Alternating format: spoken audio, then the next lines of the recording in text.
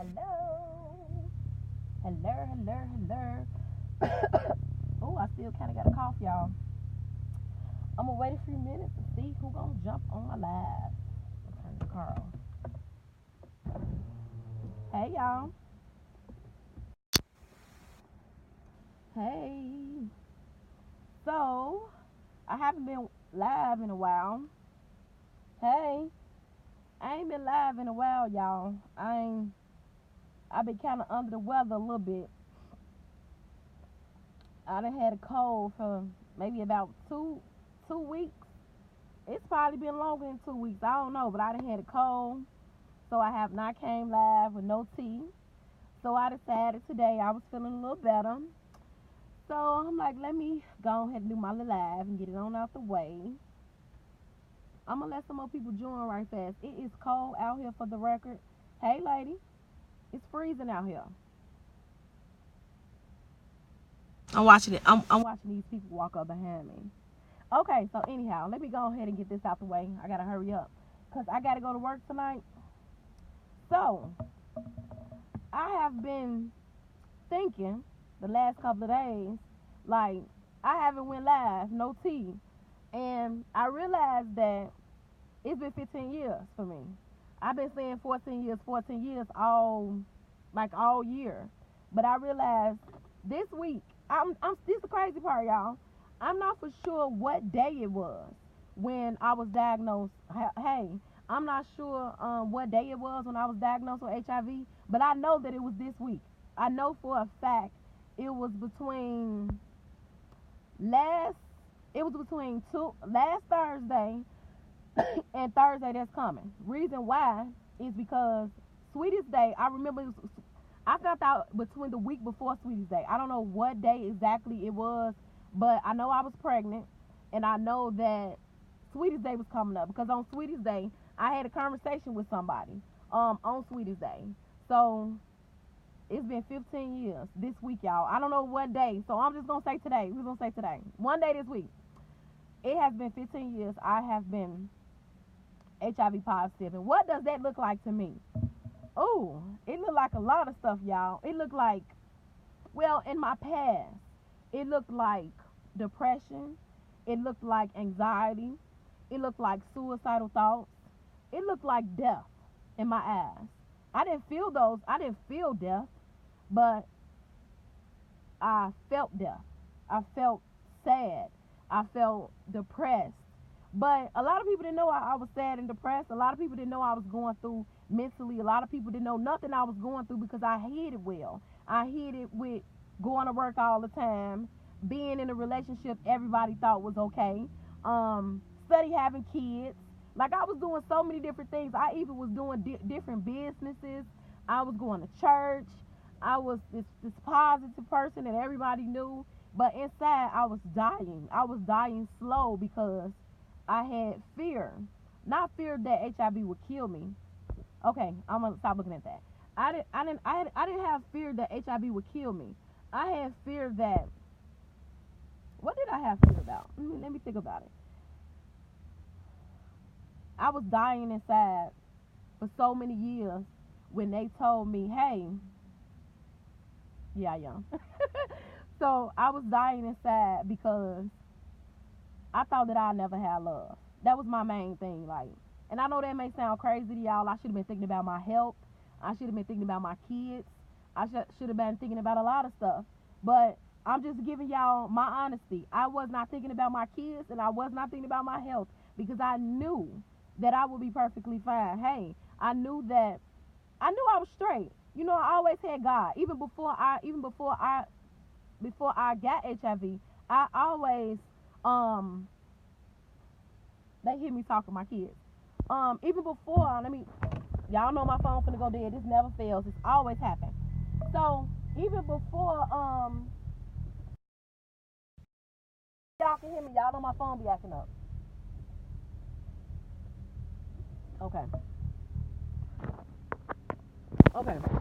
So even before HIV happened to me, because HIV happened to me, and it was not just like something just mysteriously came up. I had unprotected sex like we do, and Unfortunately, I had got it, right? But I was never worried about anything. I knew that God had me. I knew that I would be perfectly fine. I dealt with the emotional part of HIV. So um, I always thought nobody would love me. That was my only thing. Like, how am I gonna meet somebody and tell them I'm HIV positive and they love me? And I think it had like, and it's crazy because during this time, to me, I was educated. I knew about what HIV was. I knew how to prevent somebody else from contracting the infection from me. I sound low. I don't know why. I'm sorry. I sound low. I'm working on getting me a new phone. So I I was well educated about HIV. I knew what was going on with it. I knew I couldn't give it to nobody. I knew all of that good stuff. But deep down inside, I felt like nobody would love me. And I think that had more to do with me than the infection. Because if I'm educated about something, why was I fearing love? All I had to do was educate somebody about it, or find the right person that would see me past the infection, and I would have been fine. But instead, I did not love me. I did not love myself before I got HIV. So when I got HIV, it was an issue for me. Like, nobody is gonna love me. My silly self ain't love myself. So when I say what 15 years having HIV looks like to me, it looks like growth to me. I am not sad no more. I am not depressed no more. And that love thing, I am not concerned about that either. I am definitely not concerned about that. I am not concerned. I am not really concerned about anything at this moment. I have grown so much in the last year. HIV is nothing to me, y'all. Do y'all understand? Like, it's just something that they say I got. I honestly don't believe I have it. I think that God just told them to tell me that so that my life can get shook up and I can do some stuff, because I don't feel like I have HIV. I think about it more now because I want to start a non-for-profit. I'm doing the HIV support groups. I'm doing all these things pertaining to HIV. So I think about HIV more, but I don't think about HIV in a sentence with my name.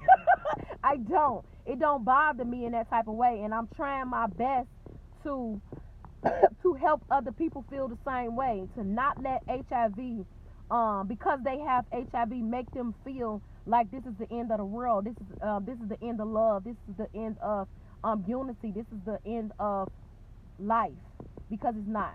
So I'm trying my best to share myself with as many as people as I can, so that my energy can rub off on them. So that's what my goal is. But other than that, I don't have nothing negative to say about 15 years having HIV. Not at all. I got 3 beautiful children. My daughter will be 15 December, Christmas. I was pregnant with her when I found out I was infected. I have a daughter that's 12 straight. My son will be 7 like next week. I have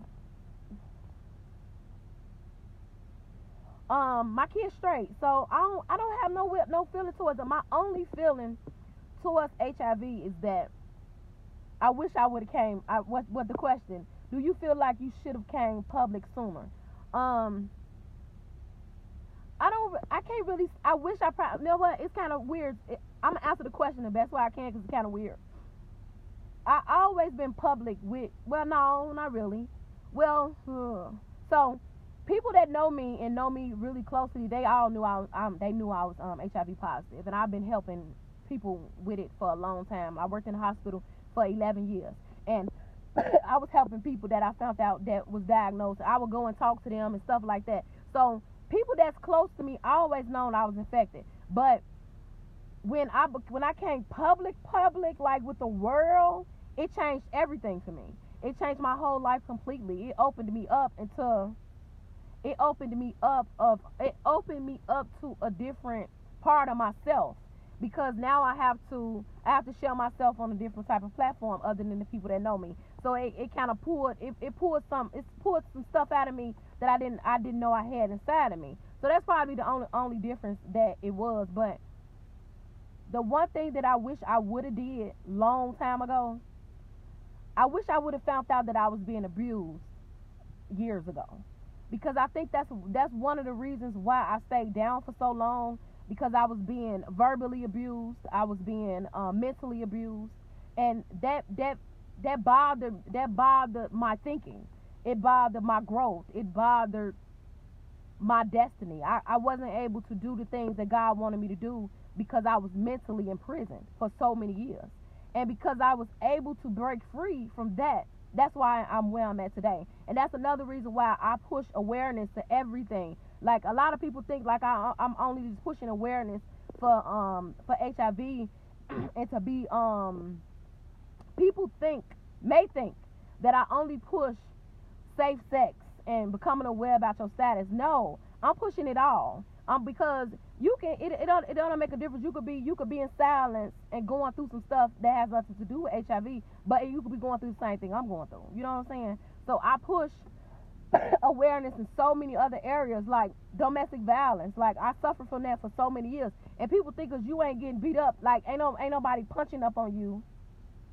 A lot of people think because ain't nobody punching on you and blacking your eyes, you think you ain't being abused. But somebody could be talking to you in a way that keep you in prison, and it keep you away from the promises of it keep you away from the promises of God, because they got you thinking the way they want you to think, and that's a prison. I call it a prison. It's being verbally abused, and it's what we usually call it, but I call it being in prison in someone else's thoughts. Because if you have somebody constantly telling you, you fat, you lame, ain't nobody gonna want you, or saying all these mean things to you, you're gonna begin to believe that. So now you imprisoned in their thoughts.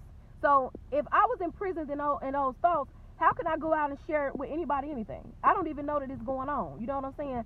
So because I was able to break free of abuse, now I'm able to talk openly about me being HIV positive. Now I'm able to go and start a support group. Now I'm able to go out and do the stuff that I'm doing because of that. That's my only regret, is that I did not find out sooner that I was being abused. And I'm gonna tell y'all, this is really, really, really weird. I don't know what's wrong with this light, and I didn't want no light up in my video. Now I'm finna bag up because I didn't want it, so I didn't ask for it.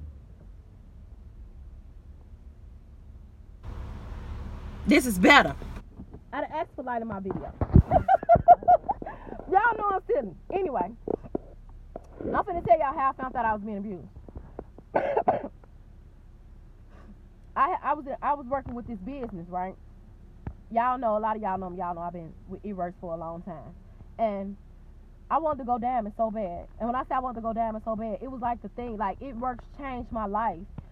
Starting that business opened me up. Like, I can do this and I can do that, and I just felt so big, and I can do all these wonderful things.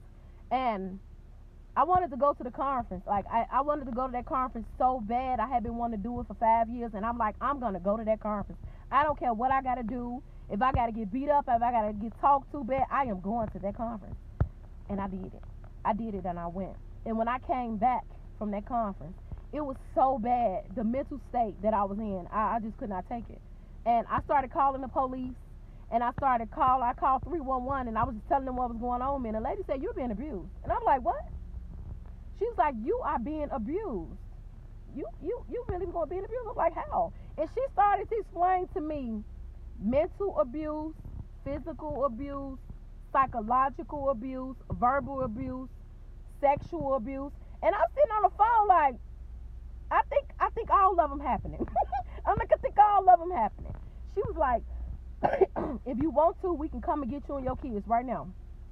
And I'm like, "What?" She's like, "Yeah, we'll come and get you and your kids." And I'm like, "No, I'm not leaving my house. I'm about to buy this house in like 3 months. No, I done worked too hard for this. I am not finna get this house up. No, it's finna be mine." And I sat, and I sat, and I sat, and I sat, and it kept happening, and it kept happening. And by me being aware of it, now I'm reading what verbal abuse is. I'm reading what psychological abuse is. I'm reading this every day, and I'm seeing it happening to me. Like, no, you're not gonna do it this way. It's not gonna happen. And I started standing up for myself, and I left. Bottom line, that's what had happened. I left a bad relationship, and I didn't leave it because we wasn't in love. I just left it because it was not. it was one of those situations where God was telling me it was something else that I needed to be doing. And where I was at, I had been there too long, and it was no growth. So he told me, you either be a part of my wrath, or you go live the life that I have for you. And I said, you know what, I'm going to go live that life. And I went to live that life, but I have been suffering financially so bad since I stepped away from the life that I wanted. And you have to be mindful. Sometimes what you want ain't what God wants for you. And God will allow you to have a thing because you want it so bad, because y'all don't understand God loves us. God loves us so much that he will give us our heart's desire. He will give it to us. And sometimes he give us stuff and he allows us to have things because we want it. And if you want something so bad, he will give it to you. But you're going to go through some hell and hot water because it ain't what he wants for you. And when we learn how to let go of the things that we've been fighting for so long and allow God to give us the things that he desires for us, our life will be much better. So right now, it's been almost 2 years. I have been going through a financial problem because of the years I was financially stable and living how he did not want me to live. Here come my son. He always come. It never fails. Yes, honey? How many birthdays since my birthday? How many days for your birthday, baby? 11. 11? Oh, wow. Amazing. He'll be 7. So anyhow, God will grant you. He will give you the thing that you want. And you will feel so good while you have it. But deep down in your soul, you will know that it's really not right. And when you let it go, man, this is hard. Y'all, I hope y'all get this, because this was really hard for me. When you let go of something you've been fighting for and waiting for a long, long time, and I skipped a few words. When you let go or walk away from something or someone you have been praying for, fasting for, waiting on for so many years, when you release that thing, you're gonna go through a little hell for a second. You're gonna go through a little something. You're gonna go through. It has to happen that way, because you was in a situation where you didn't supposed to be at, and you was not in order. Your life was in order. It was not in God's order. So now you got to go through toil for a minute. But when you're done with that toil, the Bible says that God will give you double for your trouble. So you have to go through a season where you lose. You got to lose some stuff. The reason why you losing so you can gain some stuff. So when I say, what do 15 years of living with HIV look like to me? It looked beautiful. Because I learned a lot within these years. I learned a lot. I've been through a lot. But I'm in my season of toil right now. And I'm toiling because I did not do what God told me to do originally. And I knew what he told me to do. But now that I know what God said do, before I leave this earth, before this spirit go up or down or wherever it's going, I'm going to do what my Father told me to do. Hollering, screaming, cussing, crying. I'm going to do what God told me to do. So I am so excited about these 15 years of training that I have been in silence, living with HIV, because silence is over with, baby. Silence is dead. No more silence. It's no more silence going on up over here. So whoever don't like it, block me. Whoever don't like it, delete me. If you don't feel like I should be saying the stuff I say, block, delete, get out, go. Because there's a lot of people that should have been saying some of this stuff that I'm talking about for a very long time. And we have sat back and let a lot of stuff happen for too long. So I am exposing myself. Because when I expose myself, it allows God to come in and change everything. Everything that I did wrong, I'm going to allow God to come back and make it right. So I have not been a good person. I have not done a lot of good things. I have not said a lot of good things. I have not been in a lot of good places. I've been all over the place, y'all. I've done a lot of things that's not right. But see, that's the part that I love about the God that I serve. God did not come here for the saints. He did not come here for the religious folks. He came here for the sinners. He sat with the sinners. He sat with people like me that love him and still cuss sometimes, still drink sometimes, still do things that's not right. But he came for people like me so that he can help me. He can help me stop cussing. He can help me stop wanting to. Y'all know I wanted to drink so bad last night. I just wanted a little drink, not nothing major. I just wanted to drink a little something. You know, I work so much, I'm like, I need me a drink. I could not find my ID to save my life. I'm looking everywhere. Where's the ID? Where's the ID? I need a drink. I need a drink. I don't drink. I don't drink at all. I'm like, well, I need a drink. I want a drink. I want a drink. I want a drink. Drink. Anybody know me know I don't drink. If I do, I'm going to go to sleep in an hour. I could not find my ID. And y'all know I got in the car today and the ID was right here. I said it wasn't meant for me to drink. See, stuff like that happen.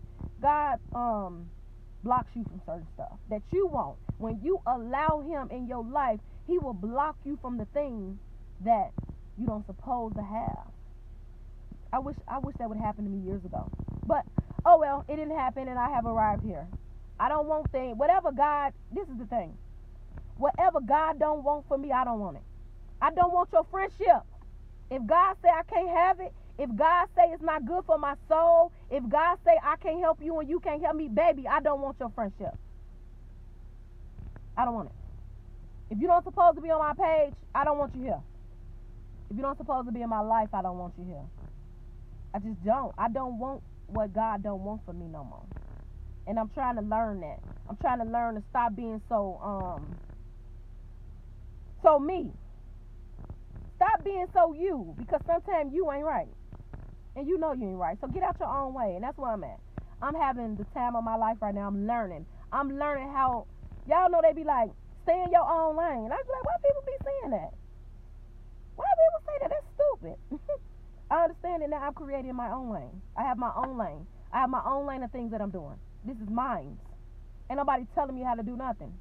I do how I want to do. I got my own support group I'm starting next week. Mine. So I started it. And it ain't got nothing to do with me. It's everything that got to do with God. I'm teaching myself how to do certain things. And I have people in my life that's teaching me how to do things.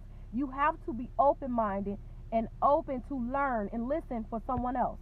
You have to be able to do that. Because if you cannot do that, you cannot grow. The Bible says, iron sharpen iron. So how you gonna become better if you ain't got nobody in your life that's already a little bit advanced than you, where you can get from them and lean on them? And that's where I'm at right now. I am having the time of my life, y'all. I am having the time of my life right now, learning. I just want to go outside. I want to go outside. I want to go out to eat sometime. I want to go to breakfast sometimes. I want to go on a couple of trips. I want to take my kids on trips. That stuff I have not yet done yet. I ain't just went up and got up and went out to eat. Nah, can't do that. I got a lot of other stuff to do. I'm ready to live, y'all. I have been existing for 15 years.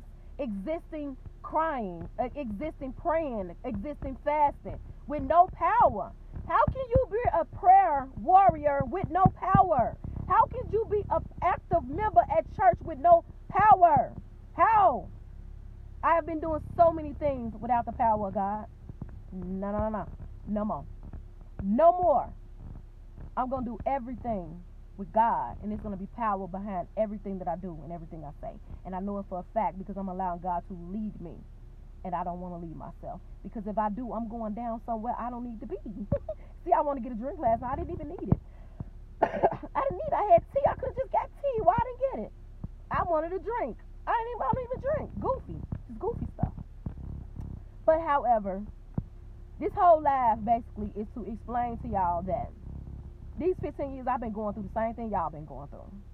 Maybe not you, and maybe not you, but maybe you. Some of y'all may have been sad from other stuff. Y'all may have been cheated on. Y'all may have cheated. It's the same thing that I have went through with me having HIV. Just because I'm the girl that talk about HIV on a regular basis does not mean I don't go through the same stuff you go through. Same exact stuff. It's just that I take a pill every day and you don't. That's it. I know my status and maybe you don't. That's the only difference with me and you. But other than that, we go through the same things. We go to work every day. Some of us don't. I hate to go. I don't want to go, but I have to go. I drink water. You may drink tea. Like I'm saying, it's the same stuff. What happened? Your friends may get on your nerves. My friends get on my nerves. I get on their nerves. I might not talk to my friends for days. I've been trying to talk to Pat for like a week. She's busy. She cannot even answer the inbox. I don't even know her number because my phone deprogrammed and I lost all my numbers. Like stuff happens. I'm telling y'all, like I go through the same crazy, silly stuff that you guys go through. I am just HIV positive. I am a regular chick, just like y'all. I just made a bad decision and had unprotected sex maybe about 16 years ago. And why y'all didn't tell me I had spit on my mouth? Y'all ain't right. Anyway, I made a bad choice, and I had unprotected sex with my own boyfriend, not nobody else's. Get that straight, my own boyfriend.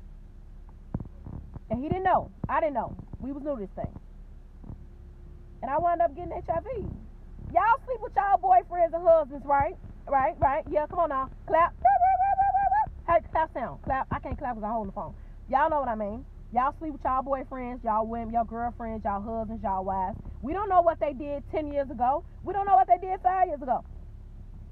And maybe something may happen one day and you might find out you're infected. I pray it don't happen, but it's a possibility that it may.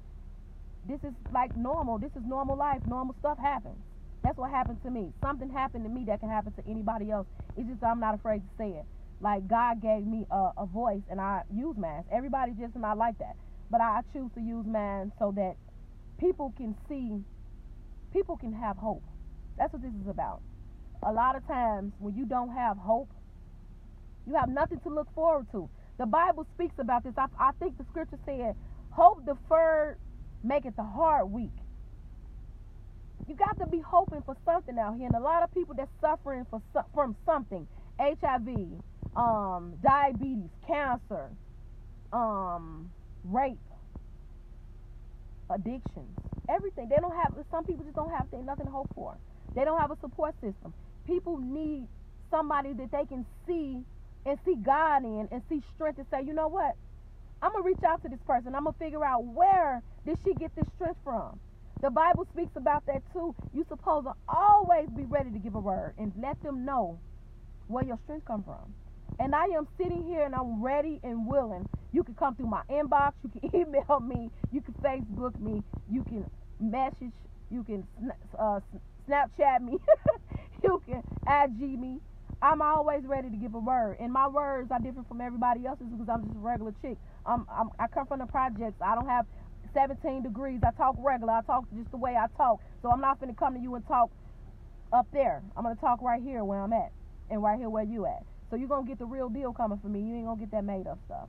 So if you need some help, you can always reach out to me. But I'm going to have to go because I'm done, y'all. This is enough. I got to get in and go to sleep. But my whole point of my live today about the tea, I brought my own tea today, y'all. It's been 15 years this week that I have been living with HIV. And I am perfectly fine. I am perfectly fine. I am not suffering in silence anymore. I went 15 years suffering in silence with having HIV. And I am so blessed and I am so thankful that I became free about 10 months ago. And I'm going to live the rest of my life open, up close and personal to bring hope and awareness to people that's suffering all over the world. I don't care what you're suffering from. It is hope for you, just like it was hope for me. So that's my goal, is to do that. And don't forget, y'all, share my live. Y'all can do that. And y'all, why come y'all would, this is what I be trying to figure out. Why y'all don't like to follow? Why won't y'all like my Unique Presents page? And why haven't you guys subscribe to my channel? I'm just saying, why come y'all can't like do that? Sometimes I be getting tired of Facebook because it's other platforms that I really wish that I can grow because it's other people in other places that need me to speak there. But for some reason, Facebook and me, everybody like love me here. So I can't just not be here and be over there. So it's like I'm trying to find balance in this thing, and I don't want like to leave anyone out. So when I get through with this live, I got to save it and then put it on YouTube and do all this other stuff because I don't want nobody to be left out. This is the thing. I've known since I was, I'm gonna post it in here. I've known since I was a kid, right? When I was a kid, maybe 5 or 6 years old, I always talked, y'all. Ask my cousin, DD Designer. She'll come on here and tell y'all. She used to get me to go talk for her. I've always been a talker. Always. People say I talk too much. People say I talk too much. But listen, I've always known that I had a way with words. And I don't mean like, you know how you can hear somebody talking so educated, like with so many big words, and you be looking like, what the hell is she talking about? Like, what is he talking about? Why? Not those type of words. I'm not talking about them words. God gave me a way where I can say some stuff and I would puncture your soul, and I don't even know I did it. And then you would get revelation from what I said that has nothing to do with what I thought I was talking about. I'm so serious, y'all. This has been happening to me since I was a kid. And all of my friends that I always had always draw to me. Like I always was the middle person. I always was the one that all my friends into it, and I'm the middle one trying to get everybody back talking. But then they get mad at me because I'm talking to the other one. I always went through this. And I thought it was a bad thing growing up. Yes, I do have Cash App. Oh, you want to do something like, that's wonderful. I'm going to drop my Cash App too. So, and you know what? Let me tell you something. You know what? I'm so glad that you just said that. Listen, somebody, I had asked, okay, y'all know I'm be 100% real with y'all. This man be on here all the time preaching, right? And he always put his Cash App on the on his live. And I'm like, why do he put his Cash App on the live? And I was talking to my spiritual advisor when I had asked her about it. I'm like, why? She said, the Bible speaks about this. I have not read it yet, but when I read it, I'll let y'all know. Y'all know I be telling y'all I got to, I got to have my facts. She said that when you are doing God's work, when somebody get a word, God will speak to their spirit and tell them, I'm going to post it on your thing.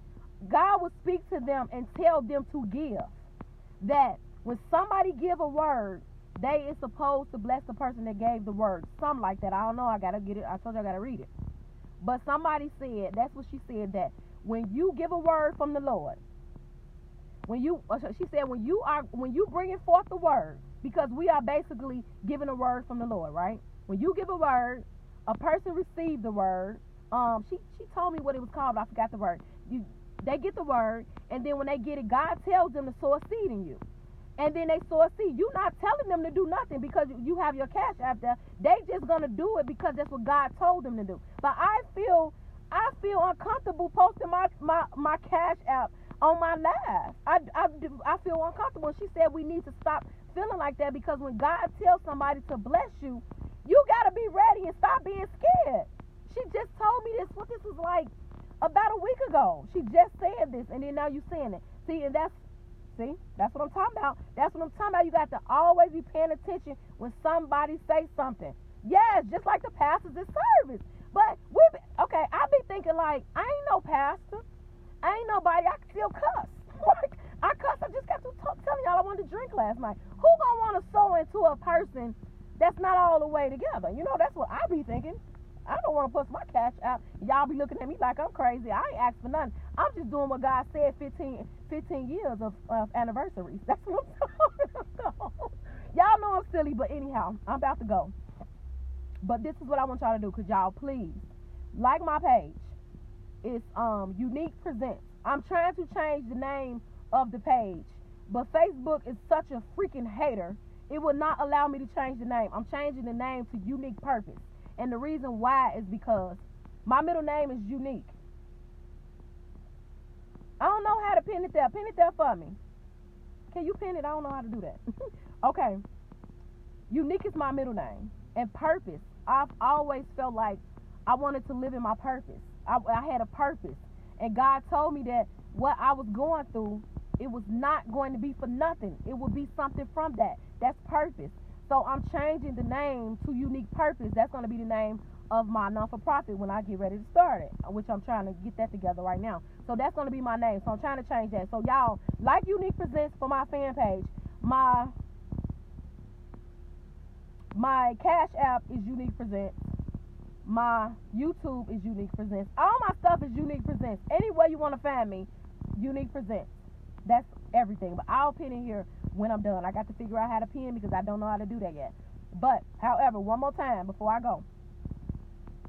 15 years of having HIV, it has not been a bad thing for me, especially the last 2 years of my life. I am about to live in my purpose. I am going to live in my destiny. The only thing that scares the heck out of me is when I'm done fulfilling my purpose, God is going to call me home. He's going to come get me. He's going to send those angels down to come and get me. So I'm nervous about that part. But other than that, I am fine. I don't really let HIV bother me at all. And by the way, I have some books that's about to drop. I cannot not tell y'all about this.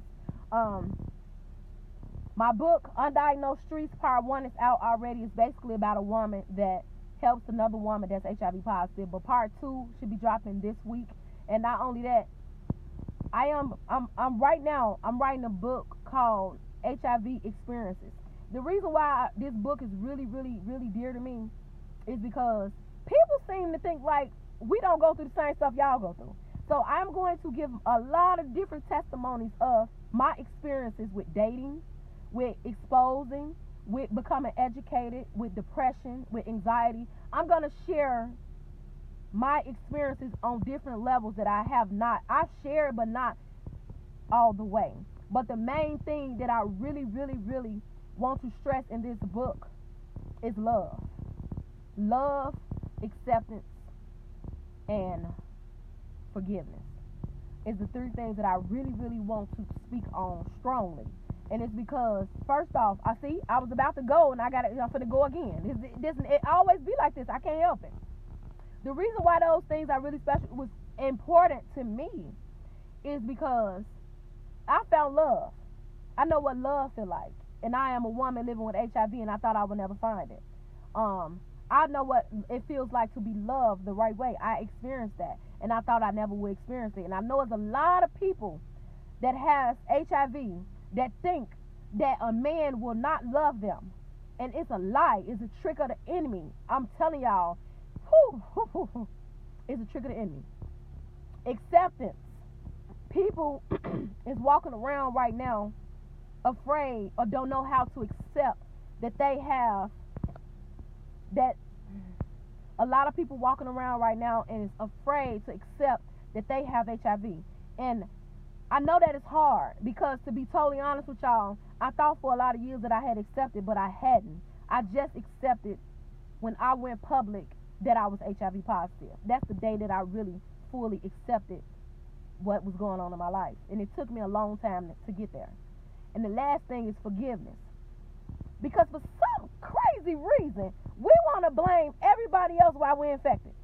And I see it's like I'm confused on the way I'm coming from, with how I'm coming with this book. It's HIV experiences. Am I only speaking to people that's HIV positive, or I'm speaking to people in general to let them know about the experiences? I really don't know, but I know I'm writing a book. So, forgiveness. But here come my son again. Y'all know it never fails. He always coming. Let's see what he wants this time. Yeah, baby. Can we go somewhere today? Like somebody, one of her Family member's house? Yes. Okay, let me get off this live and we're going to see what we can do. I'm flying. You flying? Baby fly. We about to get paid. You finna go ahead. Let me see. No, go on, baby. Let me finish this live. So the last thing is forgiveness. A lot of people, I feel, because I don't know, I feel that a lot of people is walking around with bitterness and unforgiveness to the person that they contracted the infection from. Saying, oh, she knew she had it. Oh, he knew he had it. Oh, he owed me something. Oh, she owes me something. That's the least that they can do, is be with me and treat me right because they gave me this. No. You gave yourself it. You gave it to yourself. It's our responsibility. Every human being on this earth, it's your responsibility to use protection and have safe sex. It's not the other person's responsibility. It is yours. So if you, some type of way, become HIV positive, it is your fault. And you need to forgive yourself for having unprotected sex. That's just how I feel. And you could be mad at me if you want to, but I actually don't care. Really don't. I love you with the love of God, but me, Shatrivia, don't care how you feel. Because that's your cootie cat, and that's your ding-dong. So if you don't want nothing, you put a condom on that baby. And if she don't want nothing, she put a condom inside of there. It's women condoms out here. And not only that, you can have a conversation. Hey, you know, when last time you been to the doctor? Let's go to the doctor. But we don't want to have them type of conversations. We want to get it wet, get it tight, and get it right. We ain't got time to have full conversations about when last time you been to the doctor. Let's make an appointment to go to the doctor next week. We just want to go and get it cracking. I'm just saying, that's what you want to do. Just be able to accept the consequences is all that I'm saying. I walked around for many years mad for no good reason. And to the day I realized it was my fault that I had HIV. Because I could have said I wanted to use condoms, or I could have said let's go to the doctor. And I know it may sound real lame, But moving forward, and what I'm trying to teach my kids, and what I'm trying to teach any young person that will listen to me, and not only young person, anybody that will listen to me, is when you started dating somebody, or y'all like each other and y'all feeling each other, it is nothing wrong with y'all having a conversation about safe sex, and when the last time y'all went to the doctor and go to the doctor together. There's nothing wrong with that. It's nothing. That's called being a responsible adult. That's what that's called. And if you want to save your life and you want to be around a little longer and you don't want to pop a pill like your trivia, you would do that. It ain't gonna take long. Maybe take a day or two, maybe 3.